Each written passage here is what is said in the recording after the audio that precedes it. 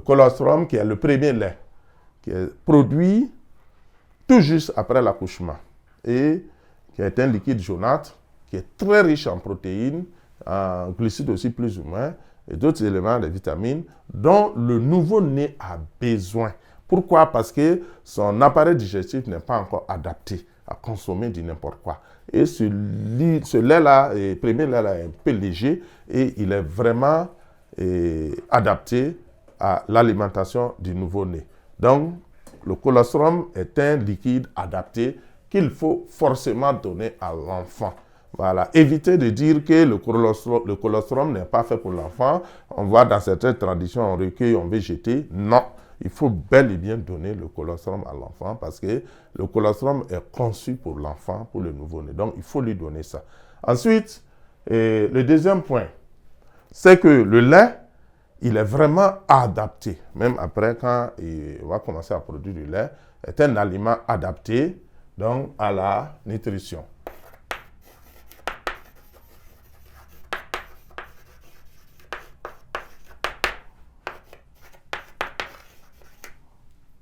Donc, à la nutrition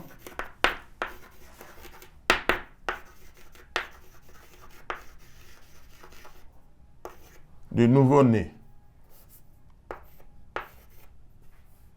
Donc, du nouveau-né. Adapté à la nutrition du nouveau-né. L'autre effet aussi, il renferme des anticorps. Le lait maternel renferme des anticorps.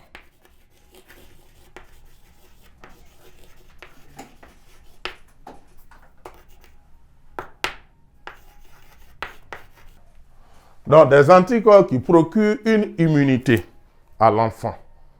Voilà, ces anticorps qui procurent une certaine immunité à l'enfant, qui protègent l'enfant contre certaines maladies. Voilà. Et il est aussi hygiénique.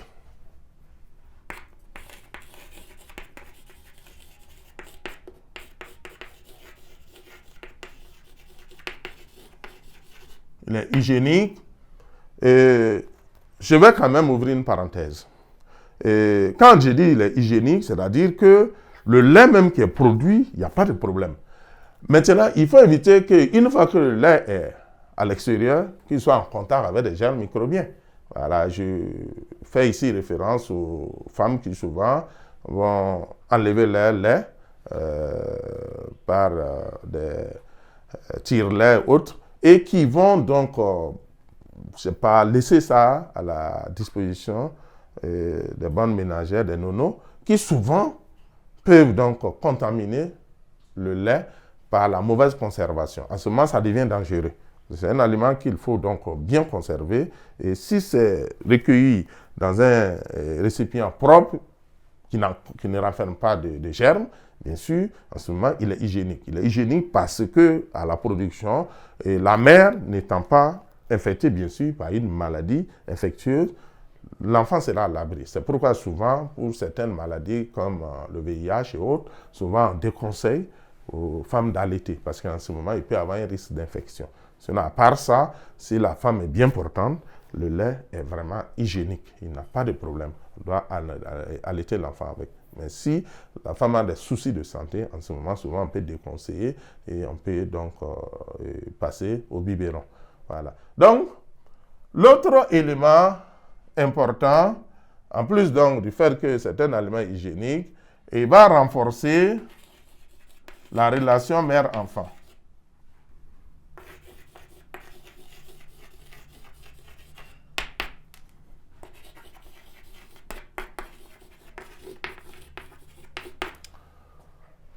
On remarque généralement que l'enfant est plus proche de la mère que du papa.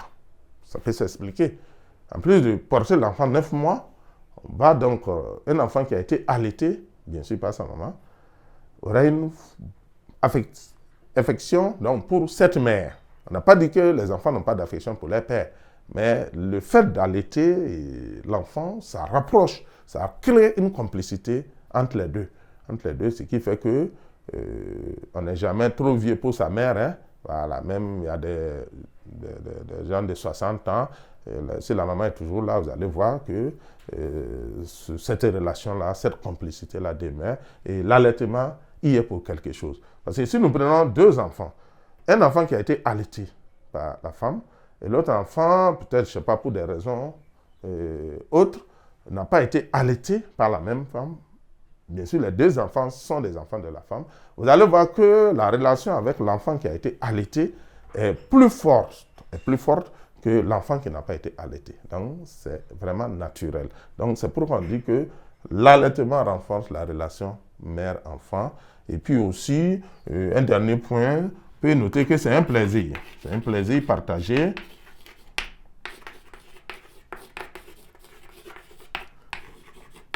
entre la mère et l'enfant.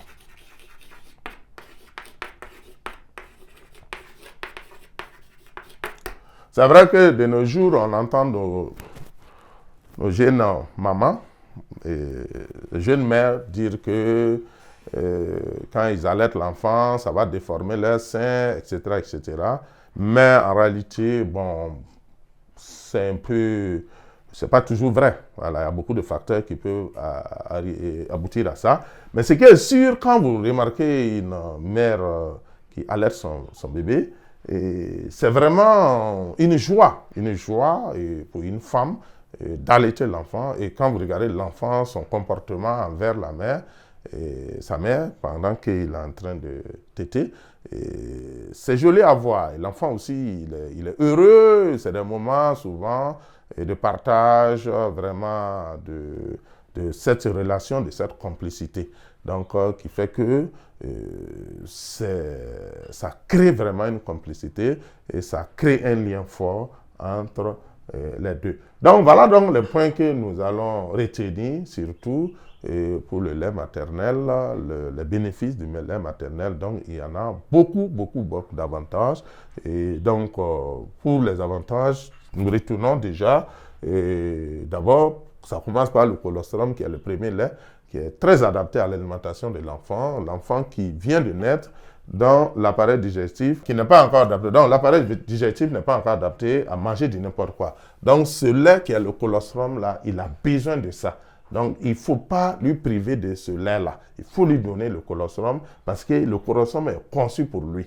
Voilà, il a besoin de ça pour s'adapter plus tard à être alimenté par le vrai lait. Et le vrai lait, ensuite, est un aliment qui est adapté, qui est vraiment nutritif, qui est fait pour le nouveau-né, qui est conçu pour le nouveau-né, donc il faut lui donner.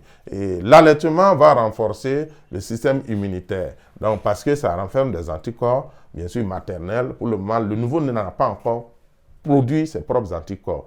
Les anticorps, ce sont des protéines qui donc vont lutter contre les microbes.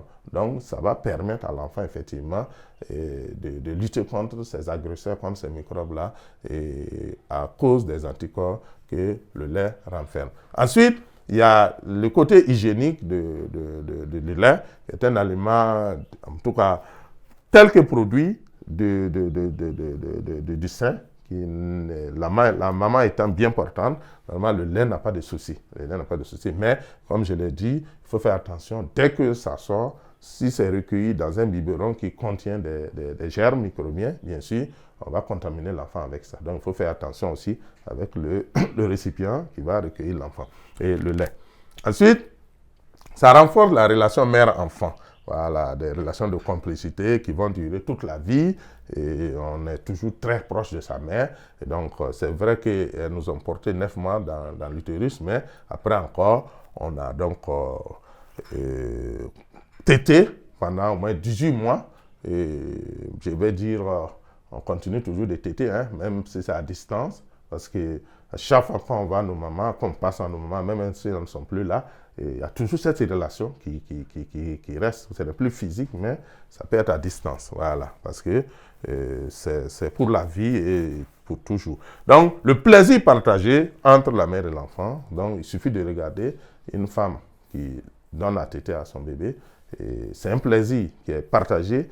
Le bébé est très content de téter et la mère aussi est très contente donc de donner donc le lait à son enfant. Donc voilà donc ce que nous pouvons dire donc sur cette dernière partie qui porte sur l'importance de l'allaitement maternel. Et cela met fin donc à ce chapitre qui est assez long. Voilà. et qui a porté donc sur la fonction des gonades, les régulations hormonales, la gamétogénèse, la fécondation en grossesse et enfin la parturition et la lactation. Donc, je vous remercie pour votre attention. Donc, nous allons passer maintenant à la phase de schéma pour approfondir donc, les notions que nous avons développées ici. Voilà, je vous remercie.